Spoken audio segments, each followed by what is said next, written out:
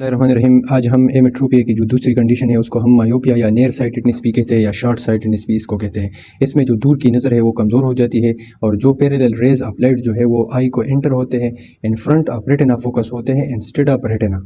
तो जो इमेज बनता है वो ब्लर इमेज बनता है, लेकिन इसमें हम एकोमोडेशन को रेस्ट मिलेंगे क्योंकि एकोमोडेशन की वजह से जो रिफ्रैक्टिव एरर होता है वो कम हो जाता है।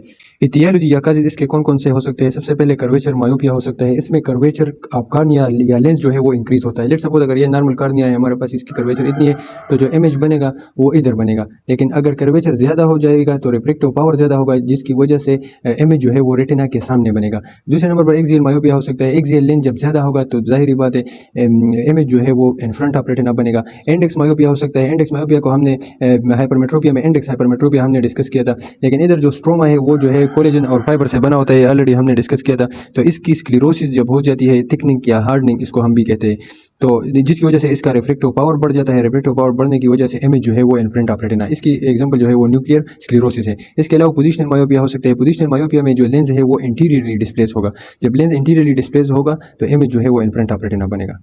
अब मायोपिया के टाइप्स हैं। कंजेनिटल मायोपिया हो सकता है, ये बर्थ पे प्रेजेंट होगा, या यूनिलेटरल होगा या बाईलेटरल होगा, और स्टेशनरी होगा, एक साइड पे होगा, दूसरे साइड को शिफ्ट नहीं होगा। एक्टिव एकोमोडेशन की वजह से, बार बार एकोमोडेशन की वजह से इसमें स्क्विंट पैदा होगा और इसको हम कन्वर्जेंट स्क्विंट बोलेंगे क्योंकि कन्वर्जेंट स्क्विंट जो है वो नेजल साइड पे होगा। सिंपल मायोपिया क्या होता है? ये सबसे कॉमन है और इसकी जो ऑनसेट है वो 5 to 10 ईयर्स में ये स्टार्ट होती है और 20 to 25 ईयर्स में ये बढ़ जाती है और ये 6 डायोप्टर तक जा सकता है।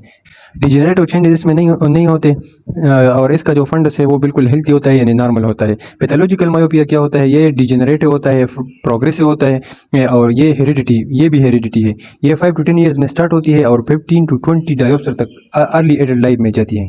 तो जेनेसिस क्या है? तो हमें पता है कि एक्सियल लेंथ आई बाल का जो है वो इंक्रीज हो जाता है जिसकी वजह से इंट्राओकुलर प्रेशर बढ़ जाता है।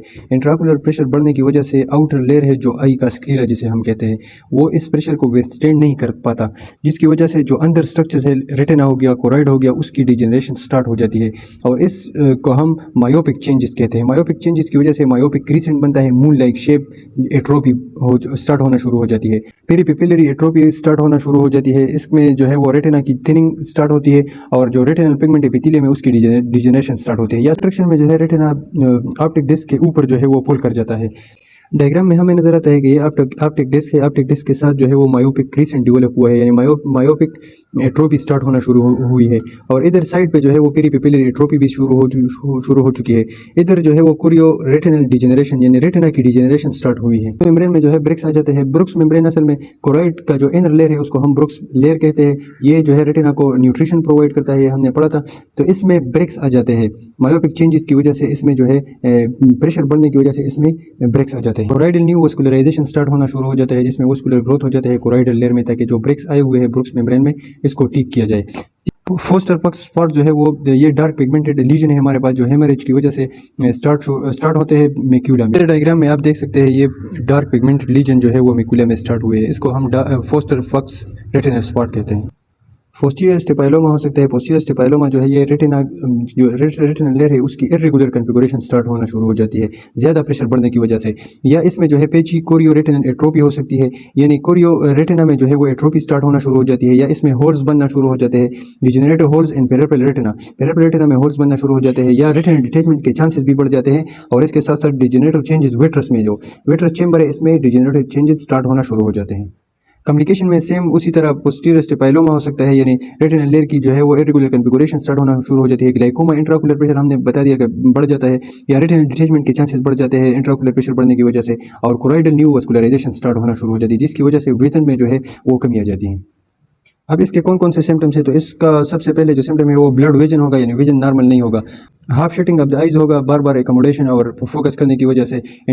इंटरमीडिएंट डाइवर्जेंट स्क्विंट होगा या कांस्टेंट डाइवर्जेंट स्क्विंट होगा। इंटरमीडिएंट तब होगा जब सिर्फ वो फोकस करेगा दूर चीज पे, और लेकिन जब वो बार बार फोकस करेगा तो इसमें कांस्टेंट डाइवर्जेंट स्क्विंट डेवलप होगा। साइन इसके कौन कौन से हो सकते हैं? विजुअल एक्यूटी जो है वो रिड्यूस होगी, इंटीरियर चेंबर जो है वो डीप होगा, और फंडस जो है सिंपल मायोपिया में नॉर्मल होगा, लेकिन पैथोलॉजिकल मायोपिया में जो है उसमें डिजेनरेटिव चेंजेस आएंगे। डिग्नोसिस हम रेटिनोस्कोपी की मदद से करते हैं, जिसमें रेटिनोस्कोप की मदद से हम रिफ्रैक्टिव एरर को फाइंड आउट करते हैं, या स्कैन अल्ट्रासोनोग्राफी की मदद से करते हैं। ट्रीटमेंट इसकी नॉन सर्जिकल ट्रीटमेंट जो है वो कनकेव लेंस हम लगाते हैं, या कंटेक्ट लेंस जो कनकेव नेचर के होते हैं वो हम लगाते हैं। ट्रीटमेंट में हम कार्निया की जो सेंटर पार्ट है उसको फ्लैट करते हैं। इसके लिए जो प्रोसीजर यूज़ करते हैं, सबसे पहले रेडियल केराटोटमी हम करते हैं। ये 4 डायोप्टर तक काम करता है। 4 डायोप्टर तक जो रिफ्रैक्टिव एरर आता है उसको ठीक करता है, और इसमें हम रेडियल इंसिजन यानी रेडियल कट्स लगाते हैं peripheral part of the cornea में डायमंड नाइफ की मदद से। तो इसकी मदद से जो कार्निया है उसका शेप जो है वो चेंज हो जाता है, और जो रिफ्रैक्टिव एरर होता है वो कम हो जाता है, तो इमेज रेटिना पे बन जाता है। दूसरे नंबर पर फोटो रिफ्रैक्टिव केराटेक्टोमी है। ये 6 डायोप्टर तक जो रिफ्रैक्टिव एरर है उसको ठीक करता है, और इसमें हम सेंट्रल कार्निया जो है उसकी जो सेंट्रल कार्निया का जो सरफेस है उसको थोड़ा सा रिमूव करते हैं यहाँ से। तो इसकी मदद से जो कार्निया है वो फ्लैट हो जाता है, और जो रिफ्रैक्टिव एरर आता है वो कम हो जाता है, और इमेज रेटिना पर बन जाता है। फिर एपिथेलियल केराटोमिलियोसिस में हम एपिथेलियम शीट जो कार्निया का होता है उसको बेसमेंट मेम्ब्रेन से क्लीव करते हैं और इस पे लेजर अप्लाई करते हैं।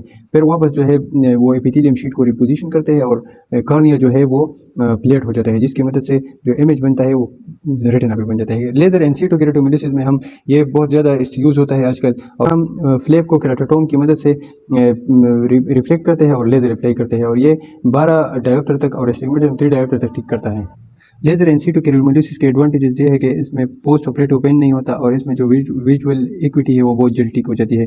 दूसरे नंबर पर हम क्लियर लेंस एक्सट्रैक्शन यानी लेंस को हम एक्सट्रैक्ट करते हैं जब मायोपिया जो है वो 20 डायोप्टर से ज़्यादा होती है, और इसमें हम आई से टोटली जो है वो लेंस को रिमूव करते हैं। तीसरा जो प्रोसीजर हम यूज़ करते हैं उसमें हम कॉन्टैक्ट लेंस को इम्प्लांट करते हैं आई में, और कहाँ पर लेंस को हम इंसर्ट करते हैं आयरस के पीछे और लेंस के आगे, और ये हम 3 डायोप्टर